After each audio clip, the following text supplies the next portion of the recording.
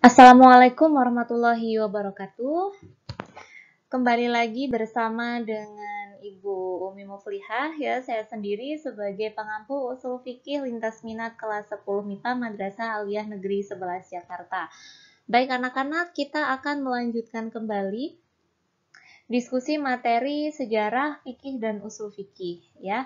Pada penjelasan video sebelumnya, Ibu sudah menyampaikan dan mengajak kalian berdiskusi tentang perkembangan fikih dan usul fikih pada periode Rasulullah dan juga periode sahabat. Nah, ini sekarang pembahasannya masuk ke fase atau periode yang ketiga, yaitu fase formulasi dan sistematisasi perkembangan fikih dan usul fikih. Mari kita simak bersama-sama ya.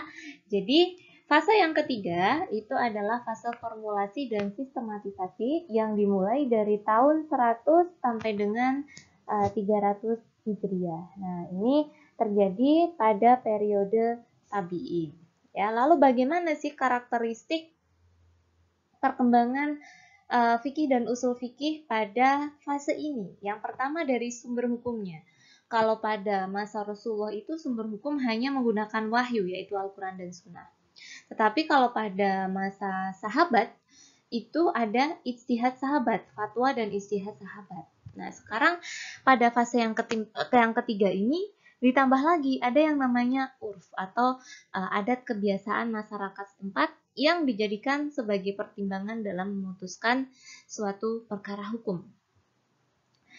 Pada fase ini, wilayah kekuasaan Islam itu semakin luas, ya.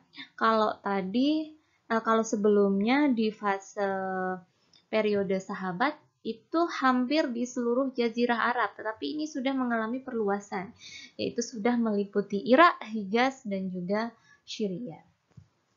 Nah, di fase ini ilmu fikih dan usul fikih itu diakui sebagai disiplin ilmu karena ada gerakan pembukuan ilmu fikih dan juga ilmu usul fikih. Seperti halnya nih, Imam Abu Hanifah itu mencetuskan teori istihsan, ya.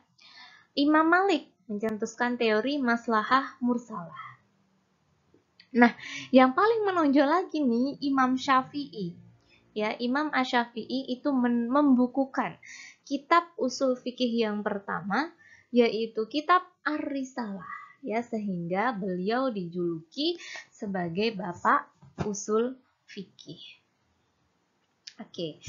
Penggunaan urf atau adat kebiasaan ini menimbulkan dua kelompok atau golongan, ya, yaitu golongan ulama madrasah ahlul ar-ra'yu dan madrasah ahlul al-hadis, ya.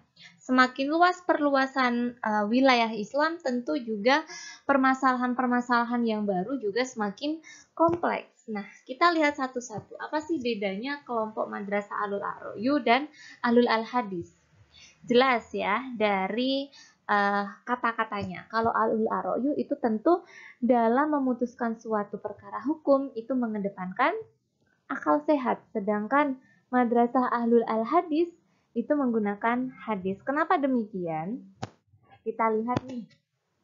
Ya, kita lihat untuk wilayah kelompok madrasah ahlul ar-ra'yu itu di Kufah, ya, di mana Kufah ini secara geografis letaknya lebih metropolit dibandingkan di Hijaz, ya. Dibandingkan di Hijaz. Di Hijaz. Kenapa di Kufah yang wilayahnya metropolit ini lebih mengedepankan akal sehat?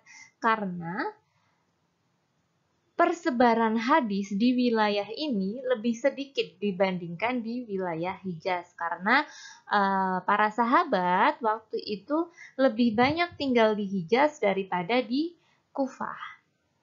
Jadi Kufah ini adalah wilayah metropolit di mana terjadi pembauran budaya Islam di Persia. Gitu ya. Jadi tugas utama ulama pada kelompok ahlul ar-ra'yu itu adalah menemukan ilat, ya, menemukan sebab.